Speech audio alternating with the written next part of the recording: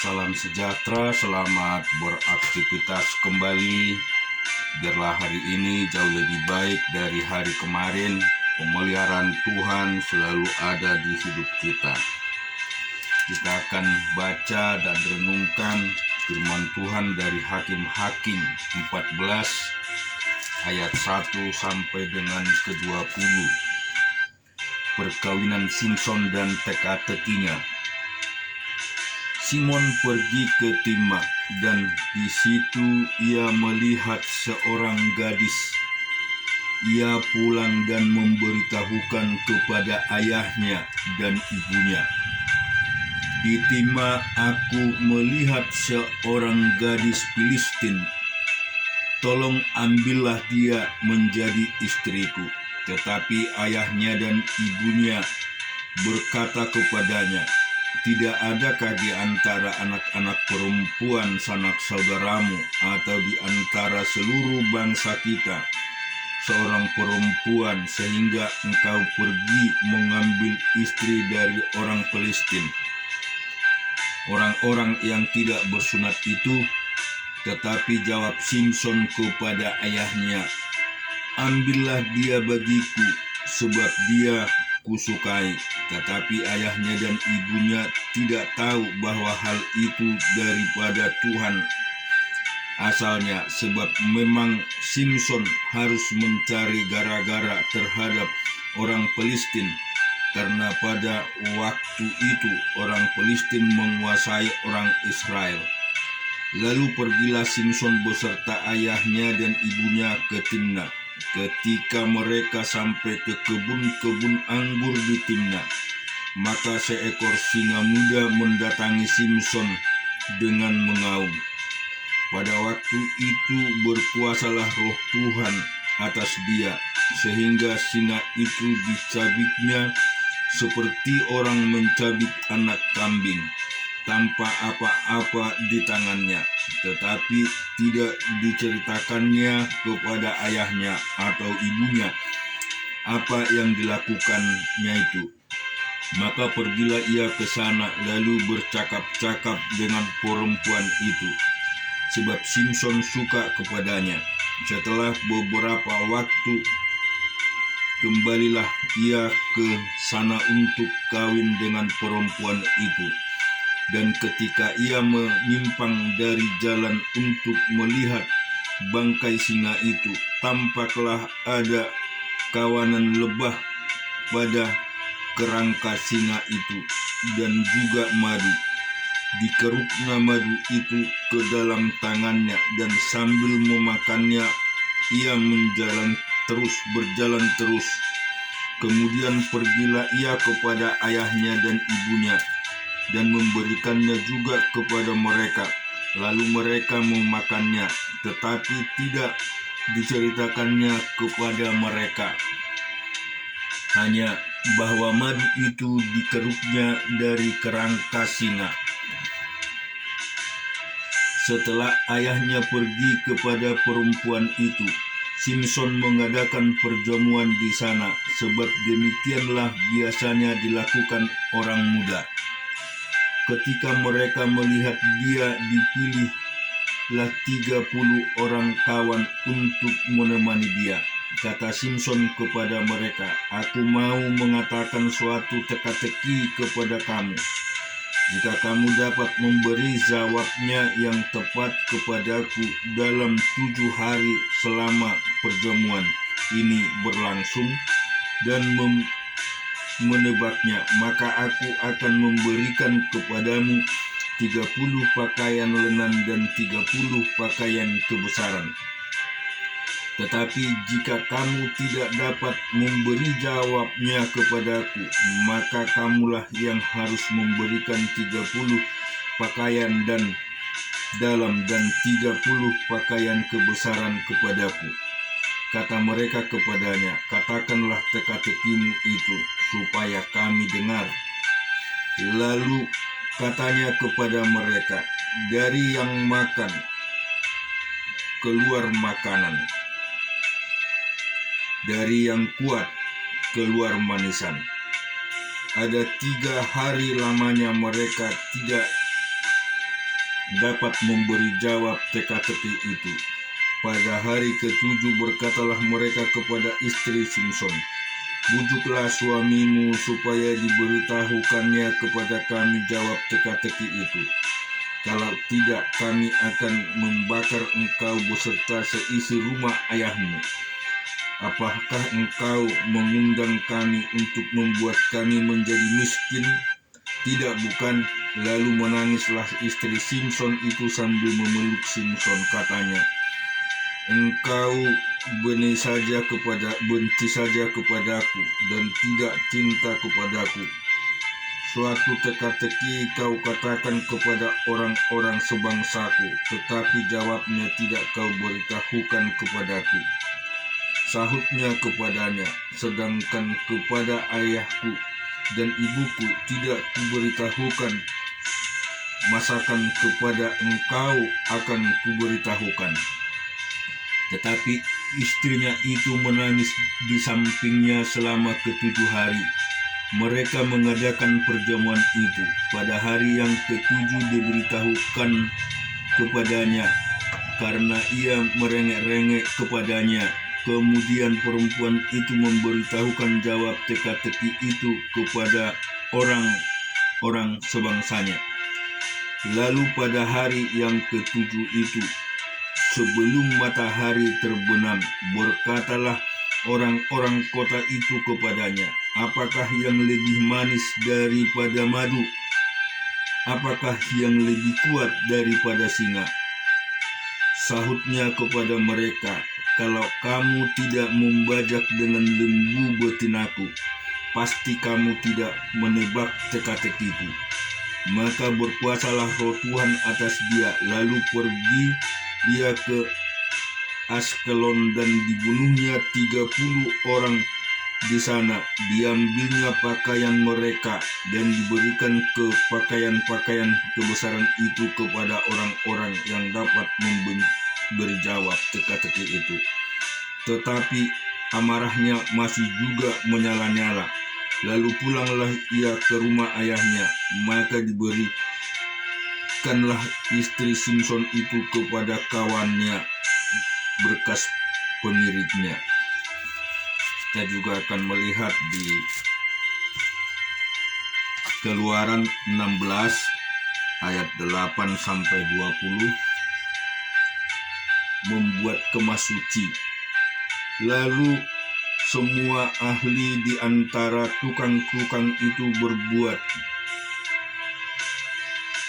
kemas suci 10 tenda dari lenan halus dan dipintal benangnya, dan dari kain ungu tua, kain ungu muda, dan kain kermiji, dengan ada kerupnya buatan ahli tenun, dibuat orang semuanya itu.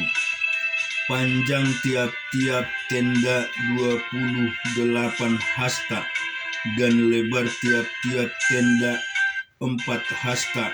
Semua tenda itu sama ukurannya. 5 dari tenda itu dirangkap menjadi 1, dan yang 5 lagi juga dirangkap menjadi 1. Pada rangkapan yang pertama di tepi suatu tenda yang di ujung, dibuatnyalah sosok-sosok kain ungu tua, dan demikian juga di tepi satu tenda yang paling ujung pada rangkapan yang kedua. 50 sosok dibuat orang pada tenda yang pertama, dan 50 sosok pada tenda yang di ujung pada rangkapan yang kedua, sehingga sosok-sosok itu tepat berhadapan satu sama lain. Dibuatnyalah 50 kaitan emas, dan disambunglah tenda-tenda kemas suci yang satu dengan yang lain dengan memakai kaitan itu, sehingga menjadi satu. Dibuatlah tenda-tenda dari bulu kambing menjadi atap kemah yang menudungi kemas suci. 11 tenda dibuat orang. Panjang tiap-tiap tenda 30 hasta dan 4 hasta lebarnya. Tiap-tiap tenda yang 11 tenda itu sama ukurannya. Disambungnyalah 5 dari tenda itu dengan tersendiri, dan 6 dari tenda itu dengan tersendiri. Dibuatlah 50 sosok pada rangkapan yang pertama di tepi satu tenda yang di ujung, dan dibuat 50 sosok di tepi satu tenda pada rangkapan yang kedua. Dibuat oranglah 50 kaitan tembaga untuk menyambung tenda-tenda kemah itu, sehingga menjadi satu. Juga dibuatlah untuk kemah itu tudung dari kulit domba jantan yang diwarnai merah, dan tudung dari kulit lumba-lumba di atas lagi. Dibuat oranglah untuk kemah suci itu papan dari kayu penanga yang berdiri tegak.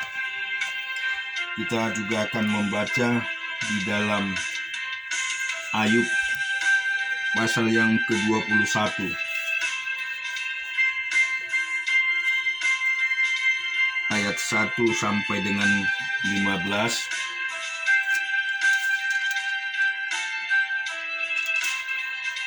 Pendapat Ayub bahwa kemujuran orang fasik kelihatannya tahan lama. Tetapi Ayub menjawab, dengarkanlah baik-baik perkataanku, dan biarlah itu menjadi penghiburanmu. Bersabarlah dengan aku akan berbicara sehabis bicaraku. Bolehlah kamu mengejek, kepada manusialah keluhanku tertuju. Mengapa aku tidak boleh kesal hati? Berpalinglah kepadaku, maka kamu akan tercengang, dan menutup mulutmu dengan tangan. Kalau aku memikirkannya, aku menjadi takut dan gemetarlah tubuhku. Mengapa orang fasik tetap hidup menjadi tua, bahkan menjadi bertambah-tambah kuat? Keturunan mereka tetap bersama mereka, dan anak cucu diperhatikan mereka. Rumah-rumah mereka aman, tak ada ketakutan. Pentung Allah tidak menimpa mereka. Lembu jantan mereka memacek dan tidak gagal. Lembu betina mereka beranak dan tidak keguguran. Kanak-kanak mereka dibiarkan keluar seperti kambing domba. Anak-anak mereka melompat-lompat. Mereka menyanyi-nyanyi dengan iringan rebana dan kecapi, dan bersuka ria menurut lagu seruling. Mereka menghabiskan hari-hari mereka dalam kemujuran, dan dengan tenang mereka turun ke dalam dunia orang mati. Tetapi kata mereka kepada Allah, pergilah dari kami, kami tidak suka mengetahui jalan-jalan-Mu. Yang Maha Kuasa itu sama, sehingga kami harus beribadah kepadanya. Dan apa manfaatnya bagi kami kalau kami memohon kepadanya? Memang kemujuran mereka tidak terletak dalam kuasa mereka sendiri. Rancangan orang fasik adalah jauh daripadaku. Betapa sering pelita orang fasik dipadamkan, kebinasaan menimpa mereka, dan kesakitan dibagikan Allah kepada mereka dalam murkanya. Mereka menjadi seperti jerami di depan angin, seperti sekam yang diterbangkan badai. Bencana untuk dia disimpan Allah bagi anak-anaknya. Sebaiknya orang itu sendiri diganjar Allah supaya sadar. Sebaiknya matanya sendiri melihat kebinasaannya, dan ia sendiri minum dari murka yang Maha Kuasa. Karena peduli apa ia dengan keluarganya sesudah ia mati, bila tidak habis jumlah bulannya. Masakan kepada Allah diajarkan orang pengetahuan kepada Dia yang mengambil mereka yang di tempat tinggi, yang seorang mati dengan masih penuh tenaga, dengan semangat, tenang dan sentosa. Pinggannya gemuk oleh lemak dan sumsum tulang-tulangnya masih segar. Yang lain mati dengan sakit hati, dengan tidak pernah merasakan kenikmatan, tetapi sama-sama mereka terbaring di dalam debu dan berenga-renga berkeriapan di atas mereka. Sesungguhnya aku mengetahui pikiranmu dan muslihat yang kamu rancangkan terhadap aku. Katamu, di mana rumah penguasa? Di mana kemah tempat kediaman orang-orang fasik? Belum pernahkah kamu bertanya-tanya kepada orang-orang yang lewat di jalan? Dapatkah kamu menyangkal petunjuk-petunjuk mereka, bahwa orang jahat terlindung pada hari kebinasaan dan keselamatan pada hari murka Allah? Siapa yang akan langsung menggugat kelakuannya dan menghajar perbuatannya? Dialah yang dibawa ke kuburan dan jiratnya dirawat orang. Dengan nyaman ia ditutupi oleh gumpalan-gumpalan tanah di lembah. Setiap orang yang mengikut Dia dan yang mengakui Dia tidak terbilang banyaknya. Alangkah hampanya penghiburan bagiku. Semua jawabmu hanyalah tipu daya belaka. Kita juga baca di Perjanjian Baru Matius 13 ayat 1 sampai ayat 44 sampai 56. Perumpamaan tentang harta terpendam dan mutiara yang berharga. Hal kerajaan sorga itu seumpama harta yang terpendam di ladang, yang ditemukan orang lalu dipendamkannya lagi. Oleh sebab sukacitanya, pergilah ia menjual seluruh miliknya, lalu membeli ladang itu. Demikian pula hal kerajaan sorga itu seumpama seorang pedagang yang mencari mutiara yang indah. Setelah ditemukannya mutiara yang sangat berharga, ia pun pergi menjual seluruh miliknya, lalu membeli mutiara itu. Demikian pula hal kerajaan surga itu seumpama pukat yang dilabuhkan di laut, lalu mengumpulkan berbagai-bagai jenis ikan. Setelah penuh, pukat itu pun diseret oleh orang ke pantai, lalu duduklah mereka dan mengumpulkan ikan yang baik ke dalam pasu, dan ikan yang tidak baik mereka buang. Demikianlah juga pada akhir zaman, malaikat-malaikat akan datang memisahkan orang jahat dan orang benar, lalu mencampakkan orang jahat ke dalam dapur api. Di sanalah akan terdapat ratapan dan kertakan gigi. Mengertikah kamu semua itu? Mereka menjawab, ya, kami mengerti. Maka berkatalah Yesus kepada mereka, karena itu setiap ahli Taurat yang menerima pelajaran dari hal kerajaan sorga itu seumpama tuan rumah yang mengeluarkan harta yang baru dan yang lama dan perbendaharanya. Setelah Yesus selesai menceritakan perumpamaan-perumpamaan itu, ia pun pergi dari situ. Setibanya di tempat asalnya, Yesus mengajar orang-orang di situ di rumah ibadat mereka. Maka takjublah mereka dan berkata, dari mana diperolehnya hikmat itu dan kuasa untuk mengadakan mukjizat-mukjizat itu? Bukankah ia ini anak tukang kayu? Bukankah ibunya bernama Maria dan saudaranya Yakobus, Yusuf, Simon, dan Yudas? Dan bukankah saudara-saudaranya perempuan semuanya ada bersama kita? Jadi dari mana memperolehnya semuanya itu. Lalu mereka kecewa dan menolak dia. Maka Yesus berkata kepada mereka, "Seorang nabi dihormati di mana-mana, kecuali di tempat asalnya sendiri dan di rumahnya. Dan karena ketidakpercayaan mereka, tidak banyak mujizat diadakannya di situ."